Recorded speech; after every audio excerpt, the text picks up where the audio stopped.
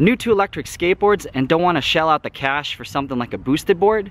Stay tuned as we get a first look of this budget-friendly board with high specs.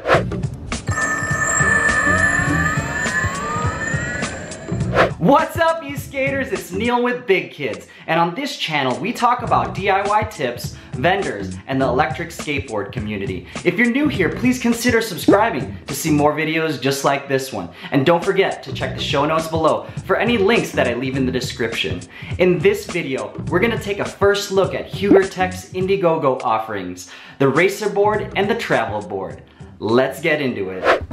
So if you're in the market for an electric skateboard, or if you've backed HugerTech's Indiegogo, this video is for you. Just keep in mind that these close to production boards aren't exactly what you guys are gonna receive. Me and a couple folks out there have actually been working with HugerTech and given them our feedback, so they wanna make sure that the boards that you guys ride on the streets are perfect. So in part one of this video, I'm gonna be talking about HugerTech's racer board. This is their fastest and also their longest board. So let's start off by talking about the deck. The deck is a pintail board. As you can tell, it's different than kind of your traditional longboard that you see, especially electric skateboards. A lot of people like using that downhill board because the trucks are set up on the outside. Styling wise, I really like the pintail deck. I think people are gonna either hate it or love it. The deck is actually made out of 9-ply maple, which is a hard material. The nice thing about the 9-ply maple is that it's really responsive to your feet. So when you are going 25, 26 miles per hour, the board is gonna listen to your feet a lot quicker. The downside to the maple is that you feel a lot more of the road vibration than you would feel from a bamboo board. The bamboo board is a softer material, it flexes, so you're gonna actually feel a little less of the vibrations from the road, but the responsiveness is the trade-off. So it really depends on the rider. In my opinion, I prefer maple. So this is a long board. It spans in length 38 inches. It's not a super wide board. It's 8.5 inches. I prefer something a little bit larger. And then the wheelbase is 22 inches, which is just enough for some good stability. So one thing that sets apart the racer board from a lot of the electric skateboards out there for sale right now is that these have integrated lights in the front and the back. The front light is great for night riding. I'm not gonna say that it's super bright, but when you buy a board, most of them don't even come with LED lights, so this is a nice addition. The backboard is nice and bright. One thing that's really nice about it is when you brake on the remote, the light in the back actually gets a little bit brighter. Also, when you're turning, what I found is that there are some directional signals, basically going to the right or the left depending on which direction you're turning. I found those to be not that bright, so I don't know how useful they'll be, but the fact that they're even integrated into the board is kind of nice and turnkey for the customer that's gonna be buying this. Next up, let's talk about the motors. The Huger Racer comes with dual hub motors that handle about 1,000 watts apiece. This sufficed for the way I ride. I love to push the throttle down hard. I like going fast up hills. So at 1,000 watts apiece, these are not gonna break down on you anytime soon. If you're out there looking for a board, the wattage of the motors is very important. If you're under 1,000 and you're going up hills, your board is not gonna last. Huger Tech responded to the market with the Racer. There's gonna be a lot of people that wanna go up hills and do it fast and aggressive. With a combined 2,000 watts in these motors, I was able to go around my neighborhood with large hills without a flinch. I had no problem. It was almost very similar to my DIY board. So here I want to talk about Huger's remote. I have Huger next to two remotes that I currently own for my DIY board. Here is the Inertian Nano X, which they're actually going to be using on their Raptor board. It's a really small form factor. I have the bench wheel remote, which I currently use for my board, and then I have the Huger. It's larger than the two, but I really like it. I really do like it. So here's the on button. It starts to blink when it's trying to pair with the Huger board. 2.4 gigahertz, which is standard with RC remotes. Has a little bit of a rubber feel right here, which I really like for grip. It has a lanyard just in case. But I do like the large form factor. I have to say that with the smaller remotes, you almost forget that they're in your hand. And I want to remember that it's here.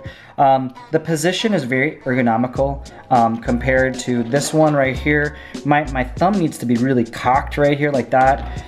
With this board, my thumb is very relaxed, and then the trigger is large so that there's a little, a little room for error and whatever.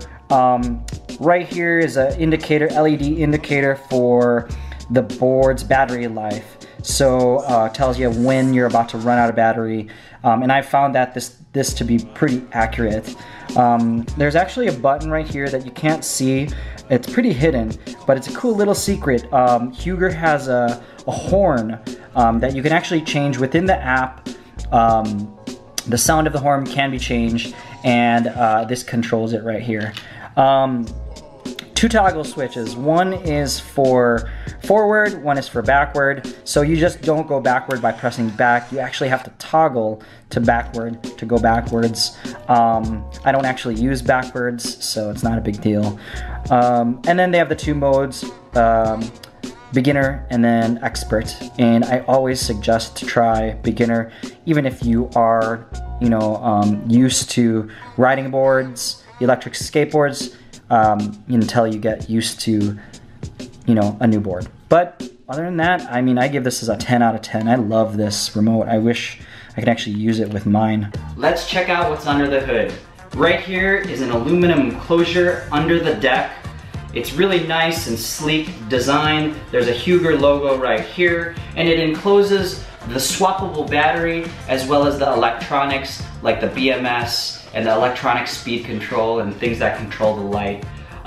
The battery itself is 36 volts nominal and is 4,200 milliamps. Huger says that the board can go about 20 miles on one battery. I would be weary about any kind of range claims with whatever company that you're going with, just because that's probably best case scenario. A lot of things that change that are weather conditions, terrain conditions, how hard you are on the throttle, as well as size of the rider. So that all really changes. But the fact that they do have a swappable battery is a good move on Huger, and they're selling the battery for $149 on the Indiegogo page. To me, that is a steal, and you should take advantage of that. There's a little thumb screw right here that you unscrew, take off the aluminum top, take the battery off from the little XT60 connector, pop in the new one, and follow that same process, but backwards. It's a pretty simple process. I didn't find anything wrong with it. If there was any suggestions that I do have for Huger is that the battery does move around a little bit. So to maybe add some 3M like kind of cushion tape within the inside so that you don't hear that when you're riding. So briefly, I'm going to talk about what you get in the box. Obviously, you get the board, You get a nice 2 amp charger. You get some extra bushings. These bushings are actually a little harder. So if you want a different styling of ride, you get a T-tool, which is pretty standard with electric skateboards. You get a USB connector for charging your remote. Oh, you get your remote, and then you also get some stickers that you can put on your board and then I guess write your name on there.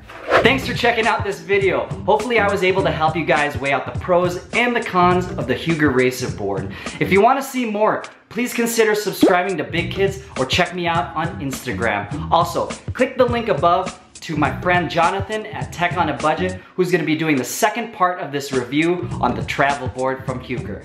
See you in the next one. Peace! Are you in the market for an electric skateboard, but you don't know what to get? Are you in the market for an electric skateboard, but you don't want to get... Oh, here comes the popo.